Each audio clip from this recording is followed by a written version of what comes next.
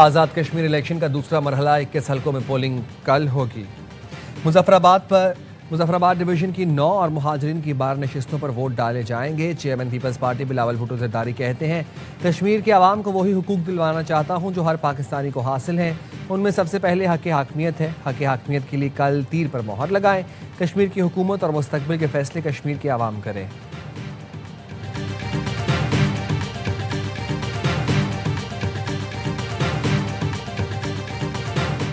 भुट्टो साहब मुझे लगता है अपने कांटे बो रहे हैं खुद के सामने।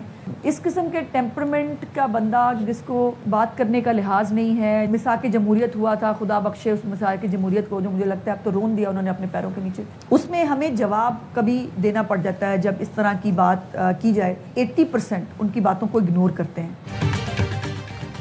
बिलावल भुट्टो हमारी उल्टी गिनती से पहले अपने वालिद और चेयरमैन सेनेट से इस्तीफा लें। वज़ीर इत्तलात पंजाब अज़मा बुखारी कहती हैं, बिलावल भुट्टो अपने रास्ते में खुद कांटे बो रहे हैं। उन्हें मरीम नवाज की शानदार कारकर्दगी का खौफ खाया जा रहा है।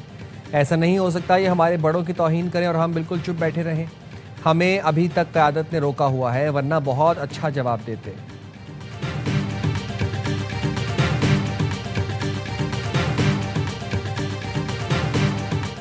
मुनासिब नहीं है आप कहें वज़ीर आज़म फॉर्म 47 का है, तो सदर ने जो वोट लिए हैं वो किस फॉर्म के एक दूसरे बरखुरदार हैं। वो फरमा रहे थे सिस्टम जो है ये बस अब खत्म हो चुका है। और भाई इस सिस्टम में तुमने 30 साल का सफर 3.5 साल में तुम कहां से चले हो और कहां पहुंचे। वज़ीर आज़म फॉर्म 47 का है तो सदर ममलिकत ने जो वोट लिए वो किस फॉर्म के थे। वज़ीर आज़म के मुशीर राना सनाउल्लाह का मुजफ्फराबाद जलसे में मुखालिफिन को जवाब कहा, अगर ये सिस्टम फेल हो गया है तो बताएं उन्होंने 30 साल का सफ़र 3 साल में कैसे कर लिया। वज़ीर आज़म 18 घंटे काम कर रहे हैं। मुल्क डिफ़ॉल्ट से बचा, आज दुनिया पाकिस्तान के साथ खड़ी है। हमें कॉकरोचों से ना डराया जाए। कॉकरोच कहते हैं चोर दरवाज़ों को बंद किया जाए।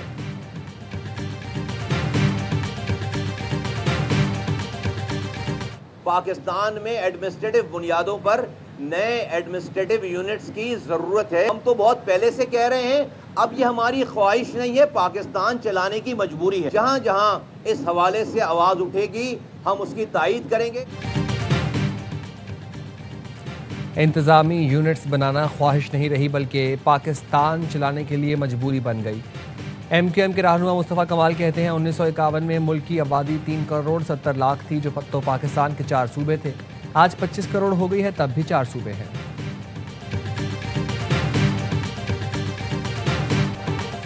सदर ट्रंप ने ईरान के खिलाफ नए हमलों की हिदायत जारी कर दी, जो मुमकिन तौर पर इसी हफ्ते के आखिर में शुरू हो सकते हैं। अमरीकी अखबार का दावा, रिपोर्ट के मुताबिक अमरीका और इसराइल ईरान की तवानाई के मराकज़ पर हमला करने की तैयारी कर रहे हैं। मुमकिन हमले में ईरान के बिजली घरों और ऑयल रिफाइनरीज समेत तवानाई से मुतालिक तंजीमात को निशाना बनाया जा सकता है।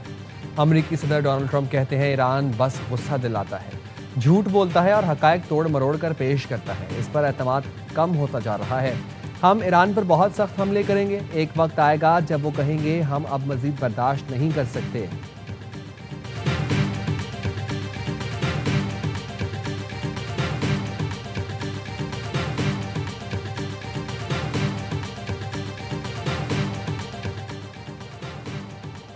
ईरान ने भी इसराइल और अमरीकी तवानाई तंसीबात को निशाना बनाने की तैयारी का दावा कर दिया। ईरानी सरकारी मीडिया के मुताबिक ईरानी फौज के अहदेदार ने कहा, अमरीका या इसराइल की जानिब से हमला किया गया तो ईरान जवाबी कार्रवाई के लिए तैयार है। ईरान ने इसराइल की अहम तंसीबात और खत्ते में अमरीकी तवानाई के मराकज़ को निशाना बनाने के मंसूबे तैयार कर रखे हैं। ईरानी मुसल्लह अफवाज के पास ऐसी कार्रवाई की सलाहियत मौजूद है।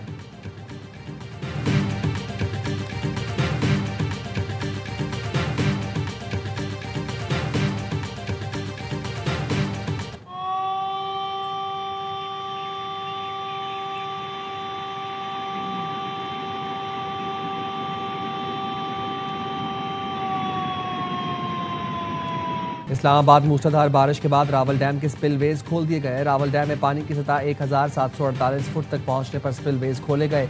जिला इंतजामिया के मुतल्लिका इदारों को अलर्ट रहने और बरवक्त रिस्पांस यकीनी बनाने की हिदायत। DC इस्लामाबाद का कहना है शहरी नदी नालों, बरसाती नालों और तेज पानी के बहाव से दूर रहें। किसी भी हंगामी सूरत हाल में फौरी जिला इंतजामिया या रेस्क्यू इदारों से राबता करें।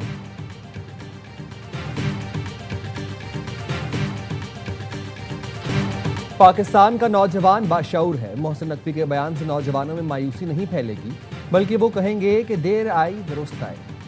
DGISPR lieutenant general Ahmed Sharif Chaudhary कहते हैं, पाकिस्तान के नौजवानों को क्लैरिटी है।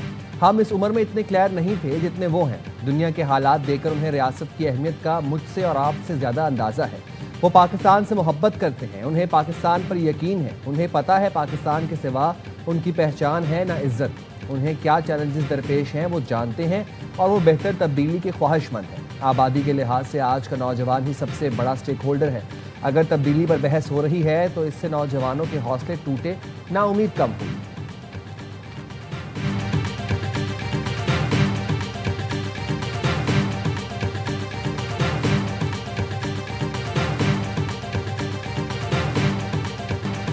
नए सूबों का फैसला अवामी उमंगों के मुताबिक होगा। 1972 में आबादी 7 करोड़ और 4 सूबे थे।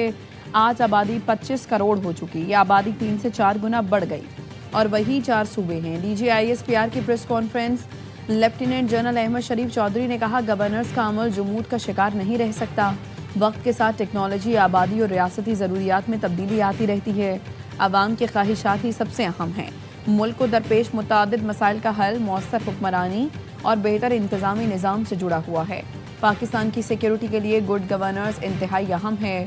देखना पड़ेगा कि मौजूदा इंतज़ामी ढांचा गुड गवर्नेंस की ज़रूरियात पूरी कर रहा है या नहीं।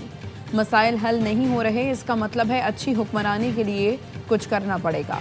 गुड गवर्नेंस के लिए अगर इंतज़ामी तब्दीली की ज़रूरत हो तो उसे हो जाना चाहिए और उसे होने दें। फ़ैसले सियासी जमातों, मुंतखब क़यादत और जमहूरी अमल के ज़रिए होने चाहिए।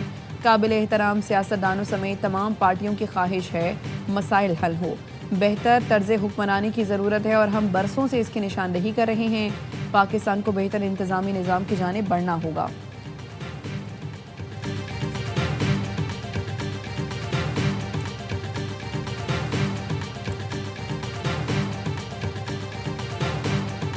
पाकिस्तान और कश्मीर एक दूसरे के अटूट अंग।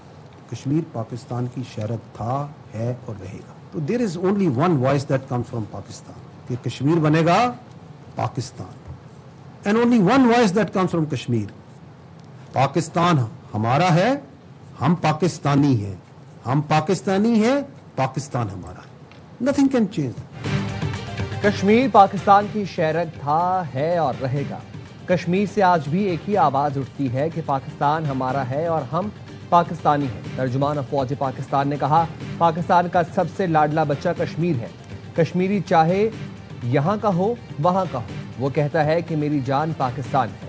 पाकिस्तान और कश्मीर एक दूसरे का अटूट अंग है। बोलते हैं काबिज फ़ौज नहीं चाहिए। तुम्हें पता है कश्मीरी और फ़ौज का रिश्ता क्या है? 1 लाख फ़ौजी कश्मीरी हैं। तुम क्या इनको लाना चाहते हो जो दहाइयों से कश्मीरियों पर जुल्म कर रहे हैं, बेटियों की इज्जत लूटते हैं? DGISPR का कहना है, अच्छा हुआ अफगान तालिबान रजीम ने बता दिया कि उनका DNA कहाँ से है। ये भारत को रिपोर्ट देते हैं और पैसे मांगते होंगे। अफगान तालिबान और RSS का DNA और मास्टर प्लानर एक ही है। हम इन दोनों को जानते और इनसे बखूबी निमटा भी जानते हैं। तालिबान रजीम ने हमारा टैंक कब्जे में लेने का झूठा दावा किया, तैयारा गिरने और पायलट पकड़ने का भी दावा किया था। शलवार कमीज में दिखाया जाने वाला पायलट शायद उनका कोई नशा ही होगा।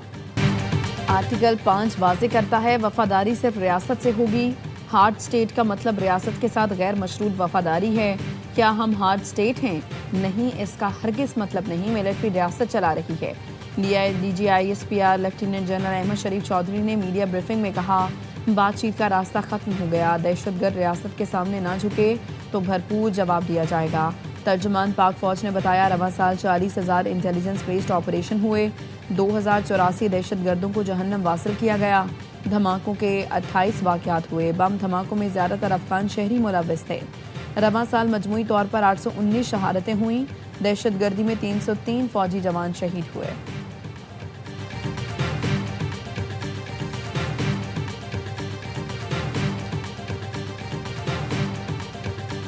जिंदगी में मेरी जान, अगर आजमाइश और गुमराही ना आए तो नेक और बद का पता कैसे चले?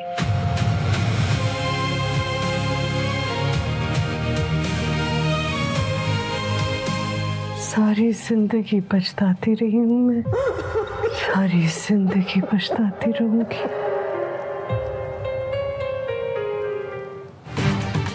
इंतजार की घड़ियां खत्म होने के करीब। थ्रीज एंटरटेनमेंट का मेगा ड्रामा दर निजात आ रहा है आज रात 8 बजे सिर्फ ARY डिजिटल पर। दर निजात में ड्रामा इंडस्ट्री के मशहूर अदाकार शहरयार मुनव्वर, दुरफ शाह सलीम, सहर हाशमी, रुमैसा खान, नमीर खान, सानिया सईद, सबा हमीद और दीगर शामिल। नाजरीन की तवज्जो का खास मरकज़ बनने वाली आलमी मयार के ड्रामे के प्रोड्यूसर सर सलमान इकबाल, सोनिया खान और शहरयार मुनव्वर हैं। कहानी उमेरा अहमद ने लिखी, हिदायतकारी के फ़राइज़ साकिब खान ने अंजाम दिए। दिल को छू लेने वाली कहानी देखना ना भूलिए कल से हर जुमा और हफ्ते की रात 8 बजे सिर्फ ARY डिजिटल पर।